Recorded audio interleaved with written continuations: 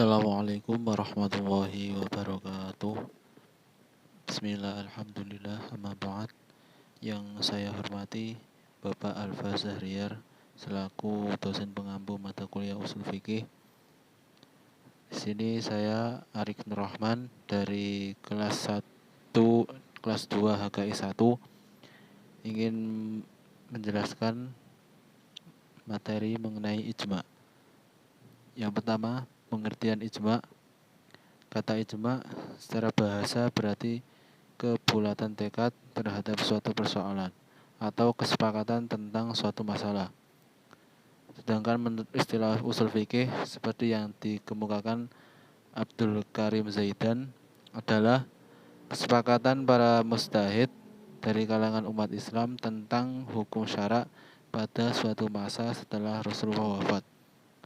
Dan sedangkan menurut Al-Kamal bin Al-Humam bahwa ijma adalah kesepakatan semua mujtahid pada suatu masa dari kalangan umat Muhammad terhadap perkara syara.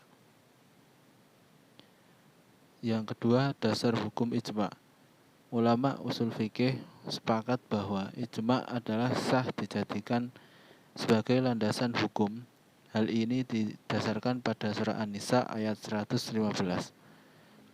Yang artinya, dan barang siapa yang menentang Rasulullah Shallallahu Alaihi Wasallam sesudah jelas di kebenaran baginya dan mengikuti jalan yang bukan jalan orang-orang yang mukmin, kami biarkan ia leluasa terhadap kesesatan yang telah dikuasainya itu, dan kami masukkan ia ke dalam neraka jahanam, dan jahanam itu seburuk-buruk tempat kembali. Ayat tersebut memberikan peringatan atau ancaman terhadap golongan yang menentang Rasulullah dan mengikuti jalan bukan orang mukmin. Menurut Muhammad Abu Zahroh menjelaskan wajib hukumnya mengikuti jalan orang mukmin dan termasuk hasil kesepakatan ijma.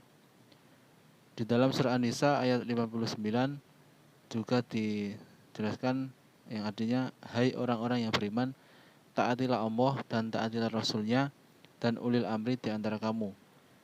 Dan di dalam hadis Rasulullah banyak sekali yang menjelaskan kedudukan ijma. Di antaranya yang diriwayatkan oleh Abu Dawud dan Tirmizi, yang artinya tidak mungkin umatku akan bersepakat dalam kesesatan. Dan juga diriwayatkan oleh Ahmad Al-Tabrani, yang artinya, aku memohon kepada Allah agar umatku tidak bersepakat terhadap sesuatu yang sesat lalu Allah mengabulkannya. Yang ketiga adalah macam-macam ijma.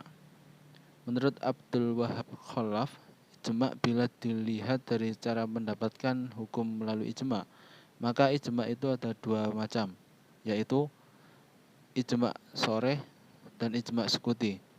Ijma sharih ialah setiap mujtahid menyatakan bahwa mereka menerima semua yang disepakati.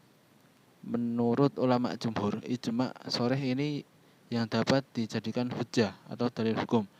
Sedangkan Imam Syafi'i juga sepakat bahwa ijma sharih yang dapat dijadikan hujjah atau dalil hukum.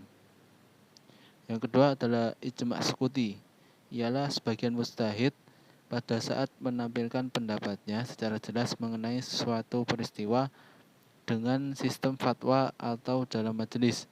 Sedangkan mujtahid yang lain tidak memberikan respon atau komentar terhadap pendapat tersebut, baik mengenai kecocokan pendapat atau perbedaannya. Tentang ijma sukuti ada 3 pendapat.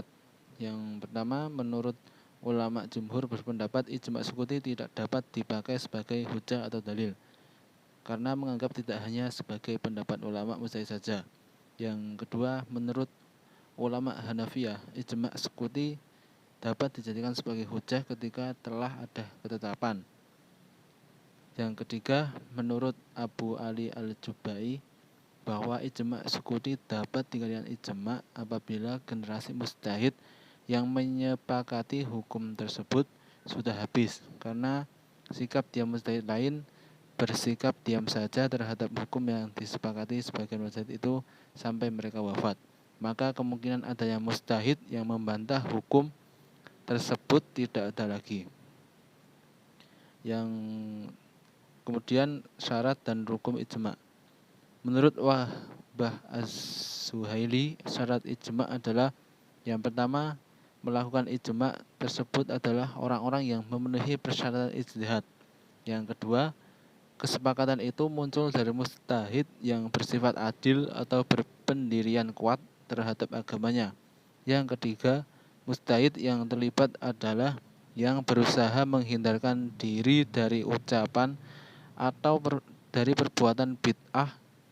Ketiga syarat ini disepakati oleh seluruh ulama. Menurut ulama usul fikih, rukun ijma itu ada 5. Yang pertama, yang terlibat dalam pembahasan hukum syara melalui ijma adalah seluruh mujtahid.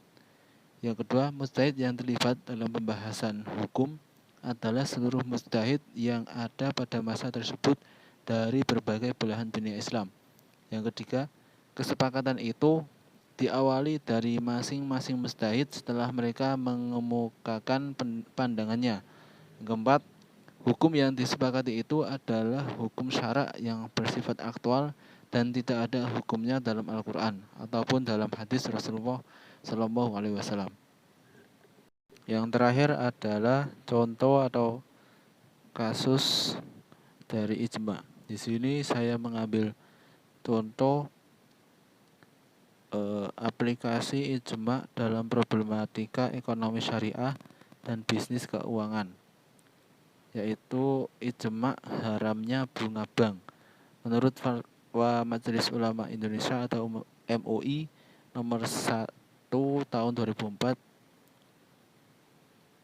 yang berbunyi pengertian bunga atau interest dan riba. 1. Bunga adalah tambahan yang dikenakan dalam transaksi pinjaman uang yang diperhitungkan dari pokok pinjaman tanpa mempertimbangkan pemanfaatan atau hasil pokok tersebut dan lain-lain. Dan seterusnya. Kesepakatan tentang haramnya bunga bank ini jauh sebelum keluarnya fatwa MUI telah diputuskan status hukumnya adalah haram, sebagaimana ditetapkan pada Konsul Kajian Islam Dunia tahun 1965, Majma' Buhus Al-Islamiyah tahun 1965, Sidang Organisasi Konferensi Islam atau OKI pada tahun 1970, Majma' Al-Fiqih Al-Islami 1985, dan beberapa forum ilmiah lainnya. Sekian presentasi dari saya, kurang lebihnya mohon maaf. Wallahul muwaffiq ila aqwamit thoriq. Wassalamualaikum warahmatullahi wabarakatuh.